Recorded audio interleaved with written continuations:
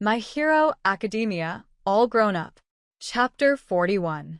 Deku had woken up late on Monday morning, and he ended up leaving his apartment in a rush, throwing on his costume to save himself the time later. New York street traffic was always the worst on a Monday morning, so he pushed his way through the crowds, hoping he'd arrive at the agency in time to stop at the coffee shop on the ground floor. They made great coffee and even better bagels. He wasn't entirely sure how much money he'd spent there so far, but he knew that if he saw the exact number, it would make him feel guilty. His commute was wrought with people recognizing him and asking him for pictures, but he was used to it by now. Americans weren't at all shy about confronting strangers, especially heroes, and he'd been forced to learn how to turn them away. On a normal day, he might stop for one or two, but today was a different story. He just really wanted to get his hands on a sesame seed bagel before they were all gone. Hey! The agency had come into view, and a familiar voice caught his attention. He turned his head to the side to see Rough Rider, a hero he worked closely with, waving from the opposite street corner. Deku glanced at the light and found that it was red, but that didn't stop Rough Rider from jogging through traffic to meet him. "Good mornin'," the American hero smiled widely at him. "It's not like you to be late, Deku."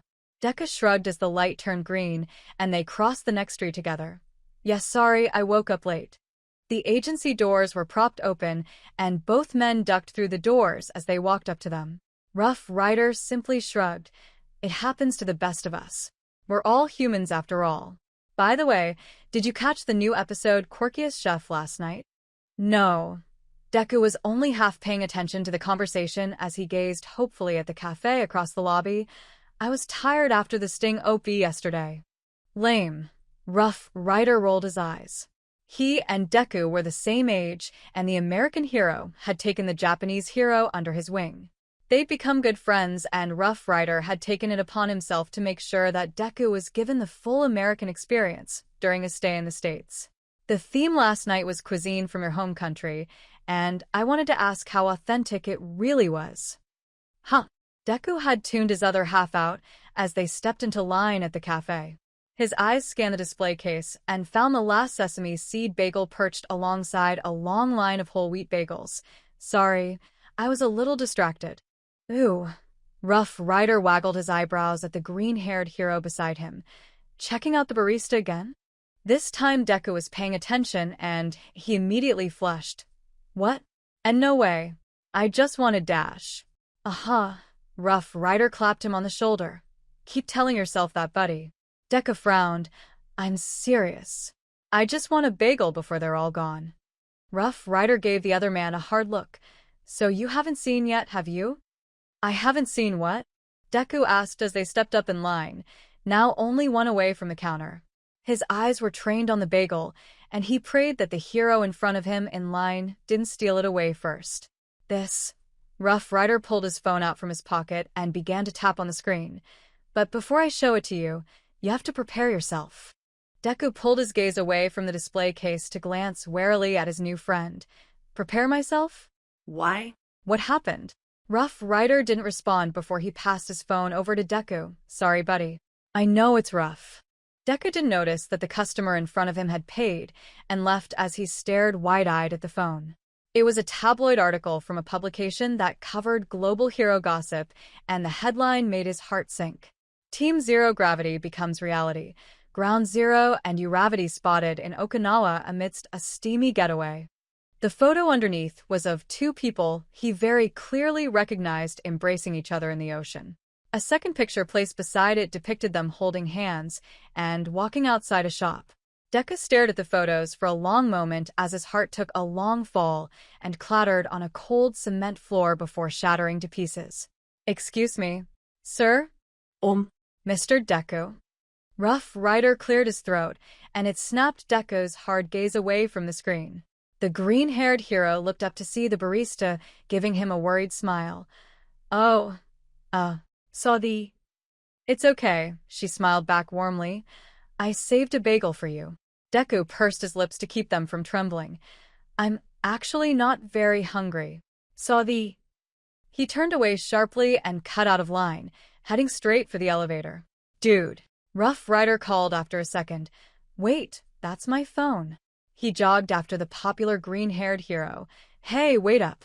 Deku thrust the phone over his shoulder and held it there, refusing to stop and look at the other hero. His mind raced as he tried to process what he had just seen without wearing his pain on his face. "Here." "Wait." Rough Rider grabbed him by the shoulder instead and pulled him to stop. "Hey man, I'm really sorry. I didn't think about that very much before dash." Deku forced a huge smile on his face before turning toward the other hero. "It's fine. I'm happy for her. She deserves to be with someone that makes her happy, you know? It's a good thing." The American hero gave him a funny look as he slowly took his phone back.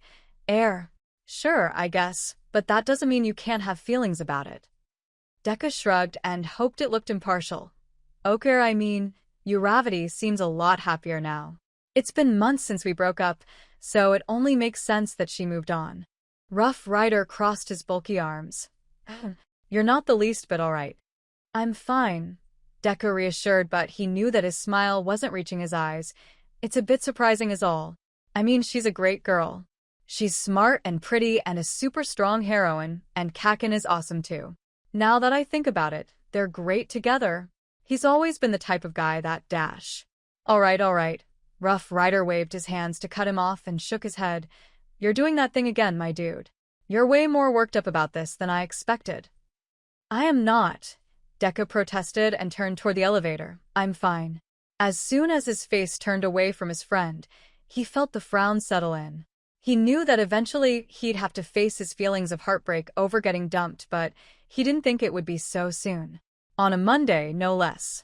Perhaps a part of him was still hoping that he could win her back. "You can take a day off, you know." The other hero followed him into the elevator. "I think we'd all understand if you need to take a few hours to process. You've been hooked on that girl since I met you. I guess I never really understood why, though." The only emotion that Deku felt after that comment was dismay. Had it really been that obvious? When Uraraka had ended things with him a few months ago, he'd returned to America and tried to act like nothing bad had happened between them at all. The media didn't come around for at least 2 weeks after their breakup, but once they did, the reality began to set in. Although, the denial never really went away, and now he wasn't sure what to think. Had it been foolish of him to hope? "I'm good," Deku shrugged and tried to wash away all the emotions stirring within him. It wouldn't be wise for him to dwell on such a heavy topic at the beginning of the work week. Rough Rider didn't respond until the elevator doors opened up again. "Tell you what," he clapped the Japanese hero on the shoulder. "Tonight, we'll grab some comfort food of your choice and dog on all the ladies in our lives that have left us heartbroken, and then we'll get you back on your feet. Let's just take it easy today, alright? A quick patrol, and some training to help you get your mind off it." Deku shrugged the hand away. "I'll be fine." Like I said, he forced a smile on his face again. "I'm over her." "Uh-huh," Rough Rider smirked. "Meet me out front in an hour, alright?" "Yup." Deku didn't waste another moment before disappearing down the hall for his office. He quickly slammed the door shut and clicked the lock before hurrying to his computer. He turned it on quickly and internally griped as he tried to figure his way around the American side of the internet. His English was still shockingly poor when it came to reading, so he navigated his way through a variety of websites until he came up on a familiar Japanese tabloid website. It didn't take him long to find what he was looking for. Uravati and Ground Zero joined the double team-up club. He clicked the link, and it loaded up an article plastered with photographs taken in secret. There were photos of them at the beach, in a restaurant outside a shop, and walking down a sidewalk. All of them showed Uraraka smiling happily at Bakugou, and one of them caught his eye right off the bat. Bakugou was wearing a bright red hat, and Uraraka's back was turned to him as she pointed into the window of a shop. The blonde was smiling at her. It was hardly noticeable to a stranger, but Izuka Midoriya knew Bakugou better than most. That was a smile, no matter how small it was. The pit inside Deku's heart cracked open and unleashed a variety of emotions that he'd been stomping down for months. Frustration, hurt, and worst of all, jealousy. They all rushed to the surface and turned his face bright red as he fought back against them. When had they gotten this close? Deku was shocked back to the last day he was in Japan after Uraraka's injury. Bakugou had shown up at the hospital, and he looked like he'd gone to hell and back a handful of times. He had been sitting in the waiting room while Uraraka put an end to her relationship with Deku, and he had granted an audience with a green-haired hero in the aftermath. In fact, Bakugou had openly admitted that he was in love with Uraraka, and to this day, Deku couldn't quite wrap his head around that. How and why? Of all the competitions to have with Bakugou, Deku had never thought that Uraraka would be one of them.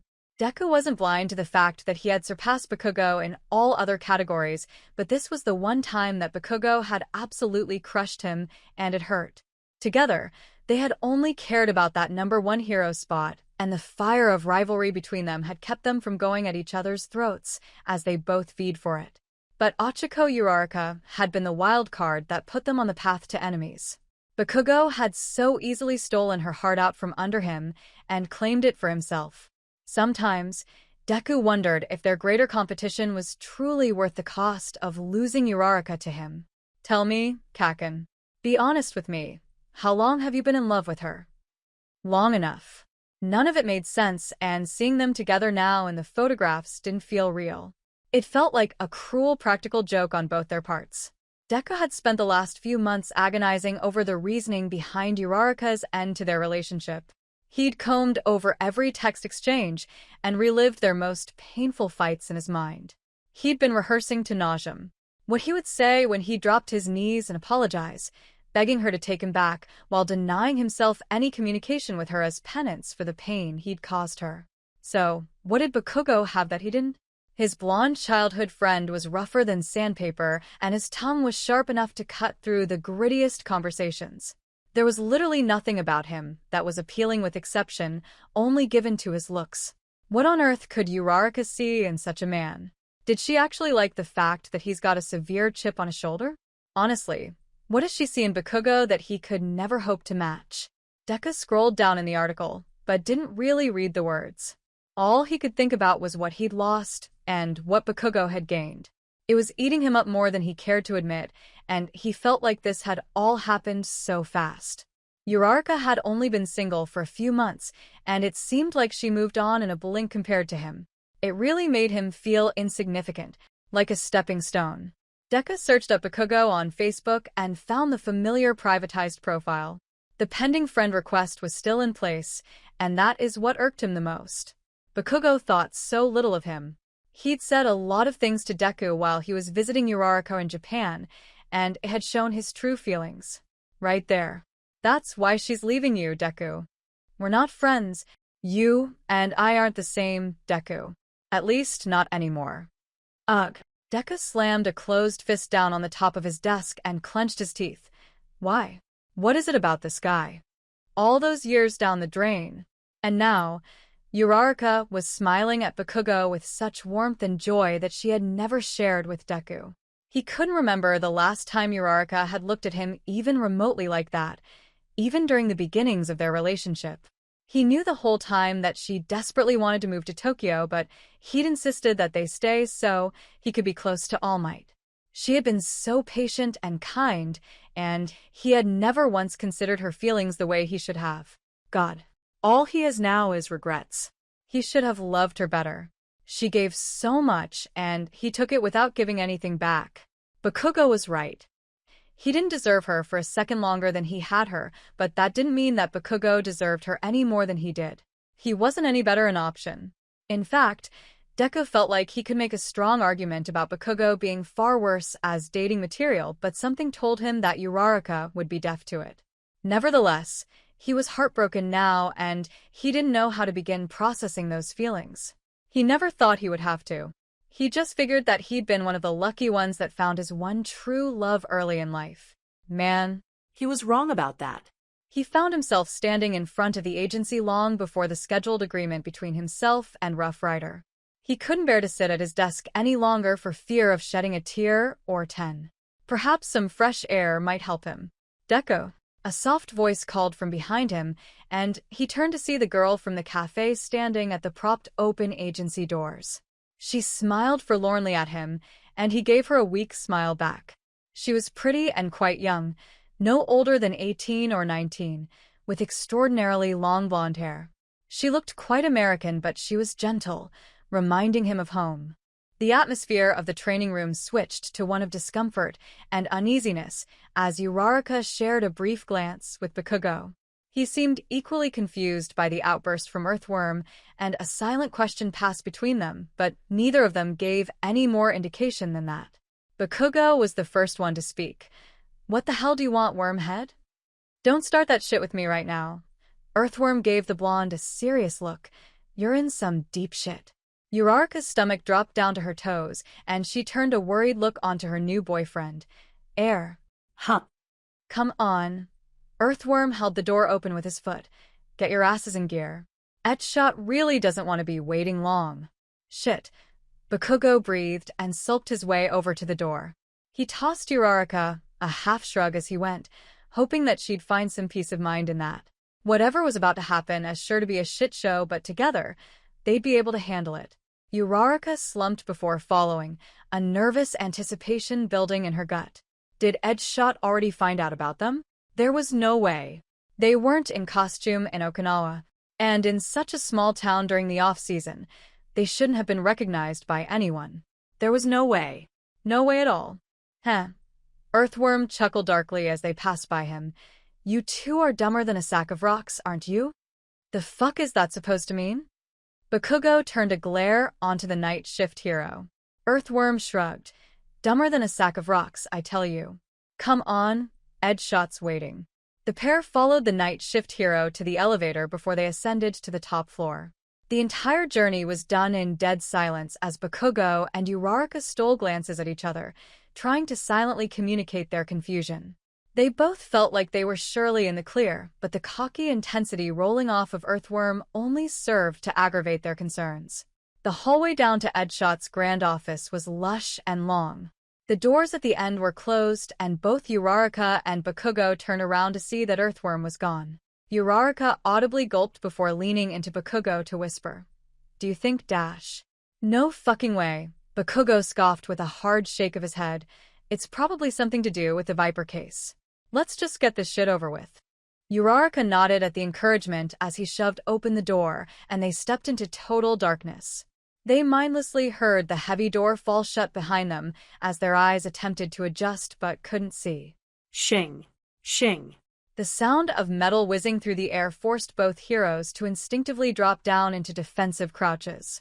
Uraraka swore she could feel her hair barely brush a metal star before it lodged into the door behind her, and a second one flew by Bakugou. "This shit again." Bakugou grumbled and used a shoulder to roll away. Uraraka could sense his actions in the darkness and mirrored him on the opposite side.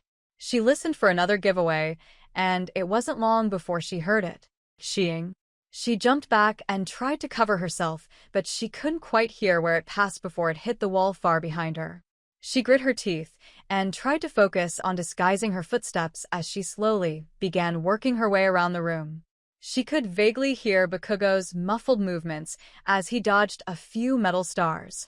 Another one of Edshot's famous pressure tests was on, and this time, it was 2 versus 1. If they couldn't catch Edshot this time, it would be a profound embarrassment. Was this why he called them up here?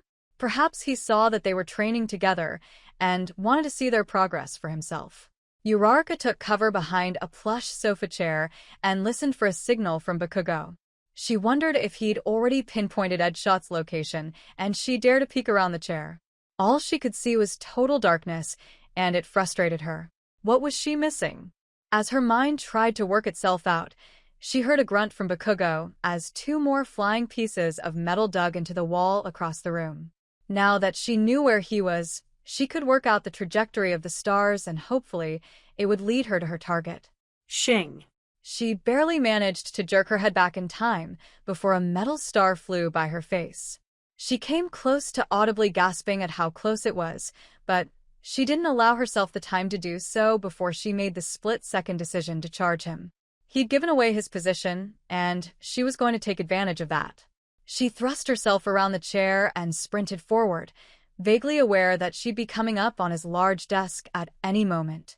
Her hip bumped the corner, and she hissed at the pain while she pressed onward. Shing. Shing. Shing. She reached down and activated her quirk on his chair, thrusting it up in front of her to act as a shield. Now that she was protected, she could get as close as she wanted. She threw the chair forward and deactivated her quirk, hoping it would hit Ed's shot, but she only heard it clatter against the wall before crumpling to the ground. Ah! Bakugou bellowed, and a small explosion lit up the room enough for her to see that he had Ed's shot pinned down a few feet to her left. The third-rank hero activated his quirk in a blink and slithered away from them with a deep frown. Your teamwork needs a lot more practice. The lights flicked on, and both Uraraka and Bakugou were slumped over. Bakugou raked a hand through his hair and scowled. We've been working our asses off all morning. We're fucking tired, and we still managed to catch you. Edshot echoed the word as he strung himself back together and slowly walked toward his desk. Uraraka had unintentionally moved it a bit off-center, but he didn't seem to mind that nearly as much as he minded his chair being wrecked. I don't believe I've ever heard you use that word before, Ground Zero. The blonde scoffed. Don't sound so damn surprised. Uraraka blinked in shock at her counterpart. It was true that Bakugou was the definition of rough around the edges, but he seemed to have no problem speaking so bluntly to a superior hero. She just hoped that vulgarity wouldn't be mistaken for disrespect. Edshot didn't seem bothered by his tone as he meandered over to his set of sofa chairs. Sit. Uraraka cast a sideways glance at Bakugou before they both crossed the room to take seats across from him. Edshot didn't join them in sitting. He simply stood and stared coldly at the pair while Uraraka squirmed uncomfortably. What? Bakugou clenched his jaw. Did we not pass or something? The senior hero released a quiet but terse breath through his nose before he went back to his desk, grabbed something off the top, and came back. He flopped it down on the coffee table before the two other heroes. Bakugou's expression didn't change, but Uraraka's eyes widened tenfold.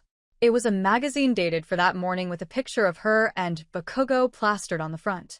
A photo taken in Okinawa as they kissed in the ocean. Uraraka's hands flew up to cover her mouth as her heart dropped like a stone. He knew, already. Edshot crossed his arms and gave them a hard look. Well. Bakugou cleared his throat and leaned forward in his chair. The simple action before speaking gave the slightest indication that he was equally uncomfortable. What the hell is that? Edshot's expression didn't change, but he looked directly at Uraraka. Uravity, do you have anything to say about this? The brunette couldn't take her eyes off the photo, and her mind was drawing a long blank. She heard him ask the question, but it didn't register in her mind. Truthfully, she was beginning to check out completely. She heard Bakugou growl out some words, but she couldn't comprehend those either.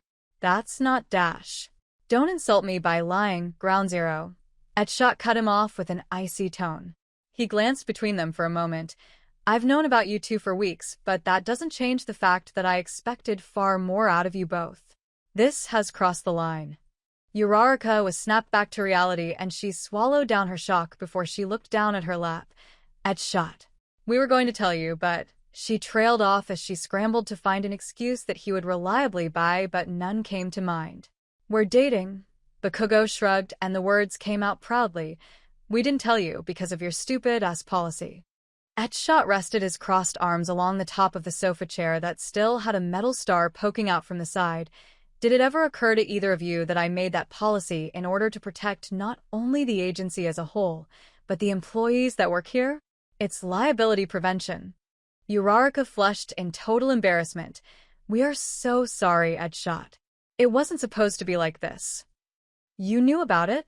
Bakugou mirrored the older hero in crossing his arms. Then why the fuck didn't you say anything? Edshot met Bakugou's intense look. Nothing happens in this building that I don't know about, Ground Zero. When you own your own agency, you'll understand the value in that. A million thoughts raced through Uraraka's mind as she tried to comprehend what was happening. So, are you going to fire us? Edshot turned his attention back onto her, but didn't give away a single indicator about his thoughts. He slowly circled the chair and plopped down in it with a stony grimace. You both broke a company policy and intended to keep your affair from me for the duration of it. That's unacceptable. This isn't a fucking affair. Bakugou rolled his eyes before he glanced back down at the magazine on the table. And don't pretend for 1 second that this shit isn't good for the agency. He reached down and picked it up, flipping it out so that Edshot could read the headline. Exclusive. Ground Zero charms Uravity. The full scoop on the new hero power couple on page 20. It makes me look like I don't have control of my own agency when two of my top performers have a secret romantic getaway behind my back. Shot glared at Bakugou. It reflects poorly on me, my agency, and most of all on you. I was under the impression that you wanted to breeze your way through the ranks and found your own agency, Ground Zero. You were the least of my worries about gallivanting around with another hero from the agency. Gallivanting. Uraraka suddenly spoke up, a sudden resurgence of her tone. Shot turned and frowned. What else would you call it? She flushed at his icy tone, but she grabbed at the last little nugget of courage in her chest. We're not gallivanting, sir. We just got close, and now we're dating. It was purely coincidental and unintentional. We even put it on hold for a couple weeks so that we could try and focus on the Viper case. We honestly tried to stay away from each other. But all it did was distract us. Bakugou grumbled. We were both bouncing off the fucking walls. It was simpler to just get through the case as a couple and request a transfer when it was done. You think I'd allow you to transfer? Shot gave Bakugou a humored look. After all the time and training I've invested in you? If either of you were up for a transfer, it would be Uravity, but that would still be a major loss for the agency. Bakugou narrowed his eyes. So you're not going to fire us, and you're not going to let us transfer. What then? You're going to let us fucking date each other? What gave you the impression that I wouldn't be firing either of you? Shot took a deep breath as he matched Bakugou's intensity and easily outmatched it after a tense couple of seconds. You of all people, Ground Zero, should have known better. Earthworm told you as much, didn't he? After all the chances I've given you, the high-profile cases that I've handed to you, and after all the times I've put up with your unbelievable insubordination, you go and break my trust. This isn't fucking fair. Bakugou sniffed and decidedly raised his voice a pitch. What was I supposed to fucking do? What was she supposed to do, huh? You're saying that the only option we had was to not date at all. Exactly. Shot pressed back like it was the most obvious answer in the world. Fuck that. Bakugou rose out of his chair suddenly and clenched his hands into fists as he glowered down at the hero seated across from him. I've had about enough of people trying to tell me how to live my damn life. He doesn't mean that, dash. Uraraka started, but stopped when Bakugou threw a hand out to silence her. The blonde took a heated breath before speaking again. If the only choices I have are between Urarano, kacchako, and working here, then the answer is fucking obvious. Sit down. Shot replied slowly and coldly. I'm not done speaking yet, Ground Zero. Sit your ass back in that chair, or I will make you. The room was met with a long pause, but Bakugou didn't sit. He simply stared back, refusing to back down from the threat, hearkening back to his typical personality when it came to people that had infringed on his ego. Katsuki. Uraraka finally spoke up softly to fill the silence. Please, just sit. He jerked his head to the side to look at her, his eyes twinkling with an anger she hadn't seen in quite a while. When he saw the worried and pleading nature of her gaze, he softened just a touch before skiing and dumping himself back in the chair with a frustrated growl. Shot glanced between them for a quiet moment before leaning all the way back in his chair. This sort of disrespect and disregard for my agency and its rules cannot go unpunished. I'm sure you both anticipated that. Uraraka bowed her head regretfully. Of course, Shot, sir. We are so sorry for any trouble this has caused you. If there is anything that can make this right, you know that we will do it in a heartbeat. Please. Uravity. Shot's voice was still terse, but the gravelly nature of his tone had lessened. You're a hard worker, and you have sacrificed a lot to bring this agency back to the forefront of Tokyo's heroic pool. I recognize your talent and drive, but I have to say, I'm deeply disappointed in you. I recall you telling me in your interview that you were looking for the opportunity to climb up to the top and that nothing would get in your way. I believed you, which is why I took a chance on you. Yes, Uraraka quietly replied, still refusing to lift her head to look at him. I still mean every word of that. Shot cocked his head a bit. However, when your relationship with pro-hero Deku ended, you went off your game. You haven't been putting time in at the gym since your return to hero work, nor have you been completing your daily reports to agency standards. Your injuries have been healed for months now, but your quirk is still in the infancy stages of recovery. To me, That doesn't sound much like a hero that wants to climb the ranks. You've had your successes, but now you've plateaued. That's not even mentioning the fact that you casually broke Japanese law by placing a minor witness with a civilian UA professor in Mizudafu. Uraraka jerked her head up in surprise at Edshot's last statement, but her heart still sunk a little deeper. When Edshot put it all so bluntly, he was right. She hadn't been putting in the effort she once did, nor was she acting in accordance to the contract she signed when she joined up with Edshot's agency. He was completely correct, but calling her out like this, no matter how warranted it was, still hurt. She searched for something to say. Anything that might get her out of this hole that Edshot had so easily placed her in, but nothing came to mind. She was trapped, and she couldn't let go of the feeling that something bad was about to happen. Bakugou glanced over at Uraraka to examine her. She did not look good at all, but he didn't know what he could possibly say right now to help her. He knew her well enough now to know that every single word that was coming out of Edshot's mouth was headed straight for her heart. It would take her a long time to bounce back from that, and sticking up for her right now would only bring her more shame. He was at a total loss on how to fix this. That shit isn't Dash, he started, but Edshot shot him a cold glare. Don't you worry, Ground Zero. The pro hero spoke slowly. I'll get to you in a minute. You're an entirely new can of worms. Bakugou bit his tongue in shock. He hadn't been reprimanded like this since high school, and the look alone on Edshot's face shocked him back to his teenage years. All the angst and self-doubt seemed to whisper in the back of his mind, but he snuffed that out the moment he realized it was happening. That being said, Edshot took a deep breath as he turned back toward the brunette. When you're working alongside Ground Zero, you seem to find your motivation again. I know you two were training this morning, and while your teamwork in my pressure test was iffy at best, it was natural. Both of the younger heroes in the room gave him a shocked look, but it was Uraraka that spoke. Sir, I promise that the slump I've been in has only been temporary. I promise that I can make things better, if you give me a chance. Please let me make this up to you. Edshot held his gaze on her for a moment. If you were in my position right now, Uravity, what would you do?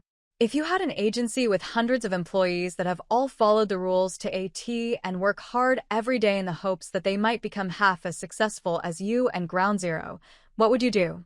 My reputation is on the line right alongside the agency's. Humor me. Tell me what I am to do with someone that has the audacity to go behind my back and disregard my rules, but has also been underperforming without showing any signs of future habit changes. Uraraka swallowed thickly and refused to look at Bakugou, despite the fact that he was staring straight at her. She could feel the intensity of his eyes burning into the side of her face, silently begging her to say something that would help her situation. However, Uraraka knew the answer to his question all too well. She had to respond truthfully and from the heart. Morally, the answer was obvious. I would fire that person.